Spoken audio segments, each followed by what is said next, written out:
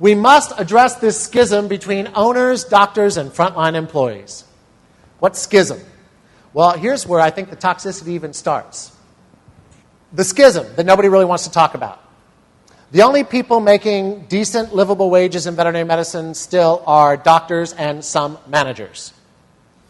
At the front line, we're paying more, but we're still not paying what I would call the most livable of wages. The truth is, all of your clients, for the vast majority of you, make more money than your employees. That's a huge social schism. We are a country that is classist. We don't want to talk about that either.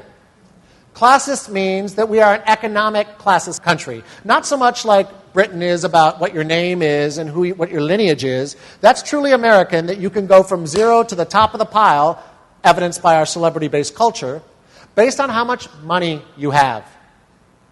Now, I almost hate to talk about this because it makes it real and it's a bit oppositional to my own personal values, but I think I'm supposed to tell you the truth. And part of classism is that people at the bottom don't have the same experience that people at the top have. And the truth is, most of our employees have a completely different life experience than our managers and our doctors.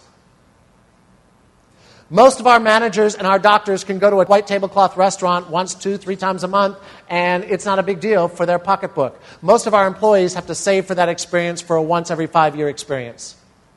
Most of our managers and doctors wouldn't be caught dead going through a drive-through line at McDonald's unless it's for their kids. Many of our employees live in drive-through lines at fast food restaurants. Most of our doctors and managers have had the advantage of higher education, not because they're smarter, but because they had more resources. Many of our employees have not been exposed to higher education, have not been exposed to formal learning, and it's not because they're not smart enough, but because they didn't have the resources to do it. So we have a privileged class working with a working class in veterinary hospitals and all the tension therein. I know that your employees look at you and many of you look at you and go, it's so unfair. You have what I can never get. And there's a seething that happens underneath. I say all that to say that schism alone is enough to create mini wars in most veterinary hospitals, if that were allowed to come out and be talked about. So the onus or the burden of good behavior falls mostly on the upper class, using this analogy. In other words, if the people at the top can't keep their act together, the people at the bottom are going to act out, and they should. Because those of you in this room, most of you, have a much better life than your employees.